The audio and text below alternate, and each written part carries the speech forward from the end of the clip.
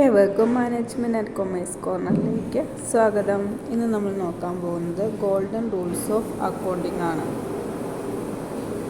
Golden rules of accounting എന്ന് പറഞ്ഞു കഴിഞ്ഞാൽ അതിനകത്ത് 3 റൂൾസാണ് മെയിനായിട്ട് വരുന്നത്.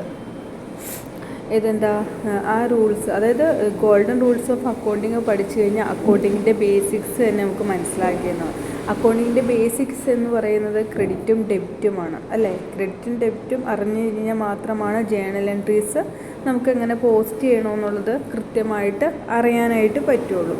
അപ്പോൾ ഗോൾഡൻ റൂൾസ് ഓഫ് അക്കൗണ്ടിങ് എന്ന് പറഞ്ഞാൽ ഏറ്റവും ഇമ്പോർട്ടൻ്റ് ആയിട്ടുള്ള ഇതാണ് അക്കൗണ്ട്സിനെ സംബന്ധിച്ച്. അക്കൗണ്ട്സ് പഠിക്കുന്ന ഒരാളെ സംബന്ധിച്ച് ഗോൾഡൻ റൂൾസ് ഓഫ് അക്കൗണ്ട്സ് നിർബന്ധമായിട്ട് പഠിച്ചിരിക്കണം. അതിൽ ഫസ്റ്റ് വണ്ണാണ് പേഴ്സണൽ അക്കൗണ്ട്. പേഴ്സണൽ അക്കൗണ്ടാണ് അതിൽ ഫസ്റ്റ് വൺ എന്ന് പറയുന്നത്. പേഴ്സണൽ അക്കൗണ്ട് എന്ന് പറയുന്നത് നമ്മൾ വ്യക്തികളുമായിട്ട് ബന്ധപ്പെട്ട അക്കൗണ്ടാണ്. അതിൻ്റെ റൂൾ എന്ന് പറയുന്നത് debit the receiver, credit the giver. എന്താണ്, റിസീവ് ചെയ്യുന്ന ആളെ എന്ത് ചെയ്യും, ഡെബിറ്റ് ചെയ്യുകയും കിട്ടുന്നത് ആർക്കാണോ അവരെ ക്രെഡിറ്റ് ചെയ്യുകയും ചെയ്യുന്നു. നമുക്കൊരു എക്സാമ്പിളിലൂടെ പറഞ്ഞുതരാം. മോഹൻ എന്ന് പറയുന്ന ആൾക്ക് ഒരു 2000 രൂപ കൊടുത്തു. മോഹൻ എന്ന് പറയുന്ന ആൾക്ക് 2000 രൂപ കൊടുത്തു. അപ്പം മോഹനെ സംബന്ധിച്ച് മോഹൻ എന്ന് പറഞ്ഞ മോഹനക്ക് കിട്ടുമോ അല്ലേ. മോഹൻ എന്ന് പറയുന്നത് റിസീവറാണ്. റിസീവറിനെ എന്ത് ചെയ്യണം എന്നാണ് പറഞ്ഞേക്കണേ പേഴ്സണൽ അക്കൗണ്ടിൻ്റെ കേസിൽ, ഡെബിറ്റ് ചെയ്യണം. ക്രെഡിറ്റ് ദ ഗീവർ, ആരാണോ കൊടുത്തത്. ഇപ്പോൾ ക്യാഷ് ഫോമിലായതുകൊണ്ടാണ് ക്യാഷ് ഫോമിലാവാം, അല്ലെങ്കിൽ ബാങ്ക് ഫോമിലാവാം. ഏത് രീതിയിലാണോ കൊടുക്കുന്നത് അതിനെ ക്രെഡിറ്റ് ചെയ്യുകയും ചെയ്യണം. ക്രെഡിറ്റ് ദ ഗിവർ എന്നല്ലേ പറഞ്ഞേക്കുന്നത്. ഇവിടെ പേഴ്സണൽ ഒരു വ്യക്തിയുടെ ഇതല്ല, ക്യാഷ് അല്ലെങ്കിൽ ബാങ്ക് ത്രൂ ആണല്ലോ നമ്മൾ പേയ്മെൻറ്റ് ചെയ്യുക. അതുകൊണ്ട് അതിന് ക്രെഡിറ്റ് ദ ഗിവർന്ന് ആക്കി. ക്രെഡിറ്റ് ഗിവർ എന്ന് പറഞ്ഞാൽ ക്യാഷാണ് ഇവിടെ കൊടുത്തിരിക്കുന്നത്. ഈവൻ ക്രെഡിറ്റിലാണ് വാങ്ങിക്കുന്നതെങ്കിൽ അതിനൊക്കെ ഡീറ്റെയിൽ വീഡിയോസ് ആയിട്ട് പോകട്ടോ. അങ്ങനെ വരുന്ന കേസിലാണ് വ്യക്തികളുടെ പേര് അവിടെ വരുള്ളൂ. അപ്പോൾ മോഹന് 2000 രൂപ കിട്ടി. അപ്പോൾ മോഹൻ എന്ന് പറയുന്ന ആൾ റിസീവറാണ്. റിസീവറിനെ മോഹൻ അക്കൗണ്ട് ഡെപ്റ്റർ 2000, ക്രെഡിറ്റ് ക്യാഷായിട്ടാണ് കിട്ടിയത്. Credit cash account debtor 2000, cash account 2000. രണ്ടാമത്തെ അക്കൗണ്ടാണ് റിയൽ അക്കൗണ്ട് എന്ന് പറയുന്നത്. റിയൽ അക്കൗണ്ട്സ് അപ്പോൾ ഫസ്റ്റ് നമ്മൾ പേഴ്സണൽ പറഞ്ഞു, ഇനി റിയൽ അക്കൗണ്ടിൻ്റെ കേസാണ് അടുത്തത് പറയുന്നത് കേട്ടോ. അതിനകത്തെ റൂൾ എന്ന് പറയും debit what comes in, credit whats goes out.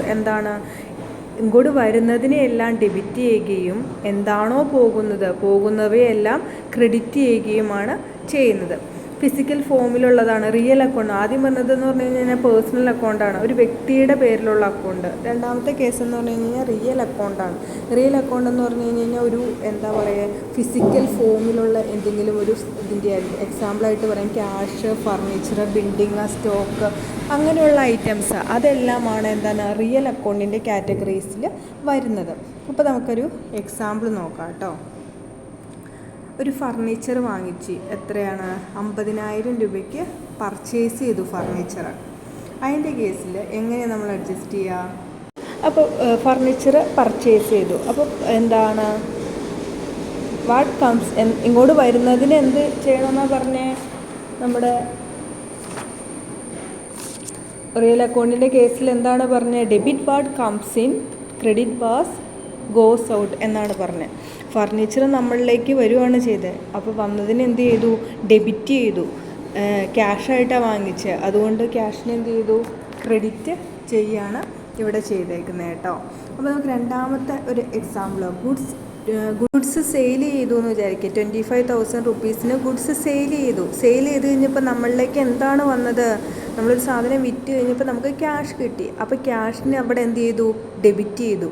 Goods നമ്മളിൽ നിന്ന് പോയതിന് എന്ത് ചെയ്തു? ക്രെഡിറ്റ് ചെയ്തു 25,000. അപ്പോൾ cash account debtor to goods എന്ന് വരും ഒരു ഫർണിച്ചർ സെയിൽ ചെയ്ത കേസിൽ വരുമ്പോൾ. ഇതാണ് റിയൽ അക്കൗണ്ടിൻ്റെ കേസ് എന്ന് പറയുന്നത്.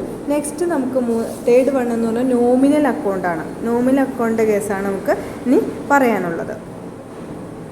മൂന്നാമത്തെ കേസാണ് നോമിനൽ അക്കൗണ്ടിൻ്റെ കേസാണ് മൂന്നാമത്തെ എന്ന് പറയുന്നത്. അതിൻ്റെ റൂൾസ് പറയുന്നത് debit all expenses and losses. എക്സ്പെൻസസോ ലോസസോ സംഭവിച്ചാൽ അത് ഡെബിറ്റ് ചെയ്യുകയും credit all incomes and gains.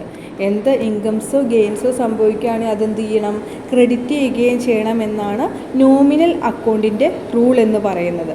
അതിനകത്ത് വരുന്നതാണ് salary, rent, electricity, commission, interest, sale. ഇവയെല്ലാമാണ് മെയിനായിട്ട് നോമിനൽ അക്കൗണ്ടിൽ വരുന്നത്. നമുക്കൊരു എക്സാമ്പിൾ നോക്കാം.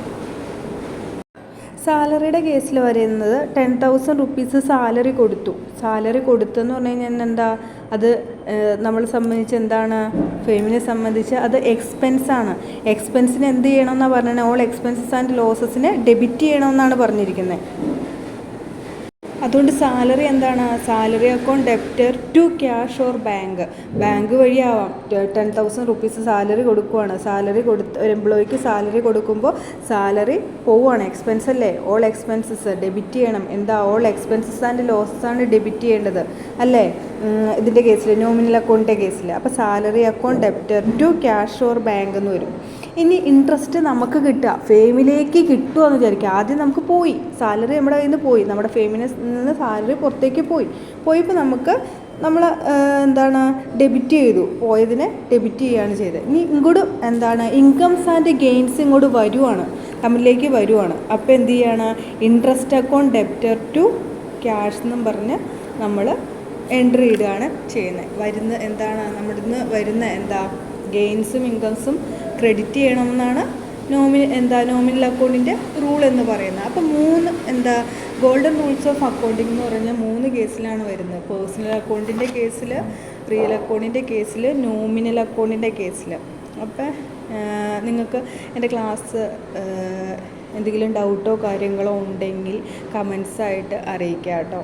അപ്പോൾ എന്തെങ്കിലും മാറ്റങ്ങൾ വരുത്തേണ്ടതുണ്ടെങ്കിൽ അതും കമൻസിൽ അറിയിക്കുക. Anyway, thanks for watching. Love you all.